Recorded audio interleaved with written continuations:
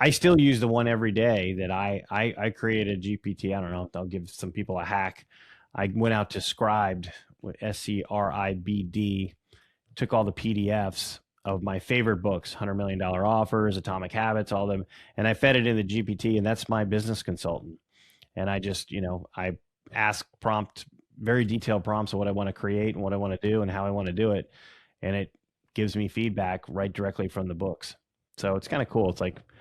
It's having your own business consultant. We're back. Hey, you got a big trip coming up? Yeah, I'm heading to, well, not too bad. A couple hours up the road, 2.5 hours up the road. Going up to Savannah for a meeting, so that'll be nice. Perfect time of year, perfect weather. Here we go, talking about the weather again. Anyway, it'll be nice, low humidity, but it will be warm. So there you go. Hey, I was in Florida last week for a couple of days. It was nice to be in your country. Yeah. I came home to, good living, and Florida's a nice place. I wish my wife wasn't so liberal. We would move there, or Texas or something. Give her time. As she matures, she'll change. Yeah. Thank God she doesn't listen to this podcast. There you go. Yeah, you were down in West Palm. How was it? Yeah, it was good. It was like bingo night at every restaurant we ate dinner at, but it's it's a good time. Definitely like retiree capital of Florida. It must be anyway, or Yeah. what the wealthy retiree capital. That it is. Yep, Palm Beach County. That's exactly what it is for sure. You must sell a lot of knee replacement parts in that neck of the woods. That's why lots of healthcare companies want to be in Florida and have a great market share. So yeah, that's for sure. Well, and it's also like right after Easter, lots of people leave to go back up north. So it's kind of how it always works. So our population dramatically changes, but which is all good. I'll tell you what, I've been on the phone with Jerry Savage here the last 2 or 3 days. Those guys are creating, oh my gosh, wait until you see what this looks like, what they're creating. He and Mike Nelligan are going to have I'll just give a little sneak peek, a sales training app. Think of a sales training app specifically for healthcare, and they're going to move into other sectors as well, but specifically in healthcare, that will allow you to learn traits about yourself, 1. 2, plug in different your doctor and learn about their traits all through AI. And thirdly, it's going to connect to important data, surgical data that's public knowledge. It's going to roll all those in together to help you in profiling and talking or presenting to surgeons. So that's amazing. It's incredible. I mean, those two they've got something really cool that's going to happen. It's all because of Content Crib 6.0. I mean, it's pretty remarkable. This app is going to be game changer. I know I say that a lot, but I think this one really will be. Hey, they're as thick as thieves, and they both are, very uniquely talented in the space, and and obviously friends, and identifying both of their strengths to then put this together. I didn't think they were going to take it this far, but I'm happy to hear it, because when we first started talking about this at Content Crib in our little breakout group, I didn't. It wasn't envisioned to be this intense, and that's amazing. That is really incredible, because they both are uniquely equipped to solve the problem of healthcare sales training, or the lack of healthcare sales training in terms of on the rep level. It's all product training, right? So to be able to have interactive and then AI built in and then personality, that's really cool. Yeah, I told Jerry, I said, be ready for people to come calling, trying to buy your technology, because he spent a long time trying to develop this, and he's done a wonderful job. And Mike, who's the chief energy officer at Marathon Medical, he's got the energy, and actually I won't say what about it. I was going to say something about looks and brains and all that, but I don't know if that applies to any of those guys. So if you're listening, guys, I'm just kidding. But yeah, those guys are really they've got some new projects. This new project is fantastic, and others. I mean, I don't know if you've seen Amanda's videos that she's got going on LinkedIn, and it's just Content Crib 6.0 was a huge success, man. I mean, it was people came up with some great ideas. Yeah, I mean, it's really like catching some serious steam. I mean, people are just, they're understanding that they're uniquely, they have these skills that are just so unique, and that they can share it with the world and monetize it. And now we're showing how that people should team up and spread this wealth, and using the think tank of Content Crib as the proving grounds to do that. And now they're all off and running. I mean, I'm so thrilled on how 6.0. I completely agree with you how 6.0 went, and I'm looking at the future of 7.0 and taking it to the next level. And I don't think that when I first started attending these Content Cribs with you guys, and now fortunate to be a part of helping mold them. I never saw the progression like this, right? I don't know if anybody did. No, I don't think that. I know I didn't. I kind of thought we were going to teach some tricks about how to do a personalized video. That's really what it started out with at first, and how content and posting. And it's changed into a full blown supportive community of people who are. I mean, I learned when Jerry called me today. He's like, I'm doing this and I'm doing this, and I'm using this platform in order to create code, and I'm going, what? Like, what are you doing?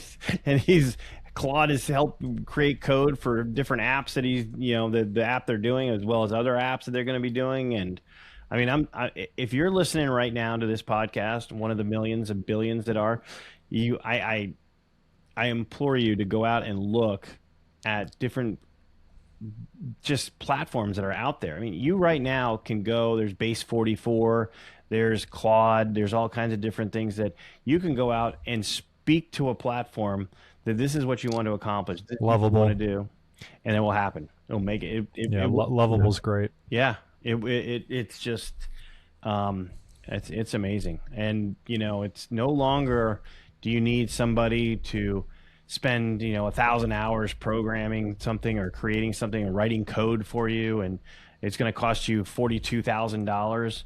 I'm right now, my website is done for a project that I'm working on.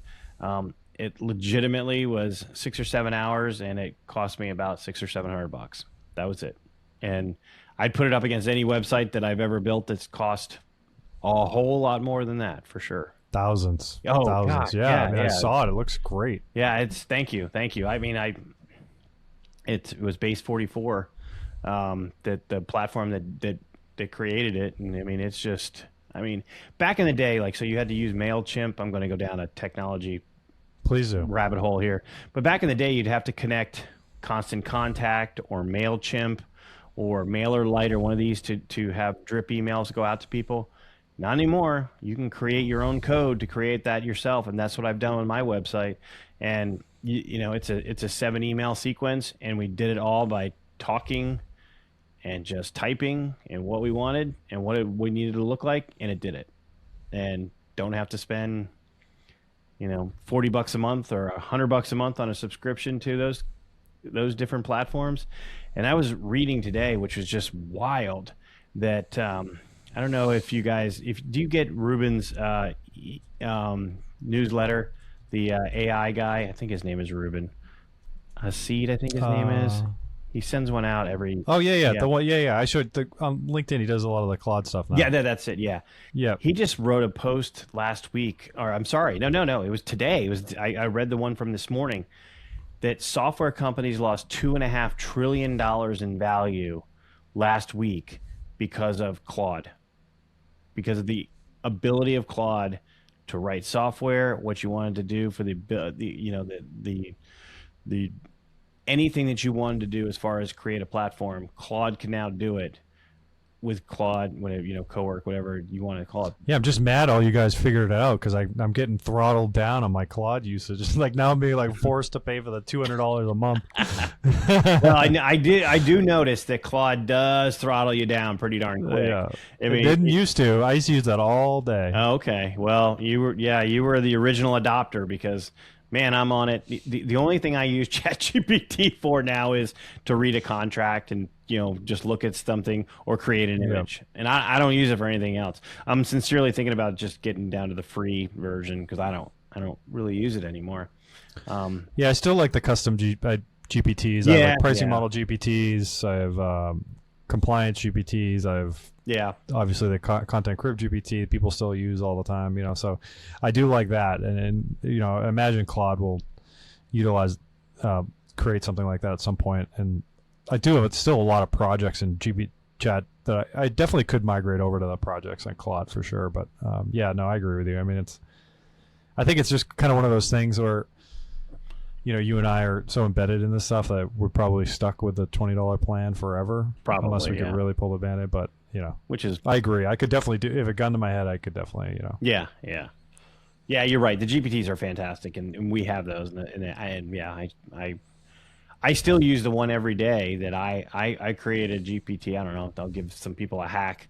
I went out to Scribd, SCRIBD, took all the PDFs of my favorite books, $100 Million Offers, Atomic Habits, all of them, and I fed it in the GPT, and that's my business consultant.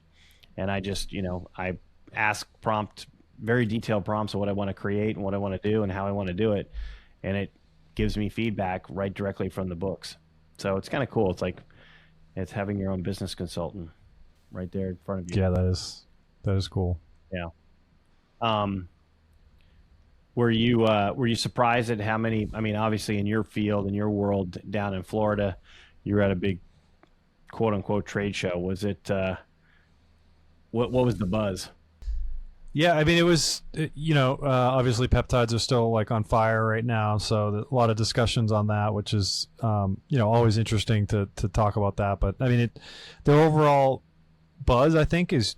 And a lot of people don't really talk about it, is the trend to, you know, towards independent medicine. And you know, everyone kind of knows it, that, you know, reimbursements are just, you know, gone, and insurance model just completely cannibalized itself. So these, you know, and just that longevity medicine is just on fire. And it's, you know, part of these, there's so many new physicians that are trying to learn it and add it, is because their patients are asking for it. It's like, you know, these clinicians never had weight loss as an option, but like they'd lose those patients, so they better add it, you know. Sure. Same thing is happening with peptides and hormone replacement. So, you know, and I see the struggle that, you know, and I definitely think there's a market gap for this, is just helping clinicians kind of structurally build out these programs, you know, compliantly. You know, for sure is definitely a need. So if anyone wants a business idea, there's one.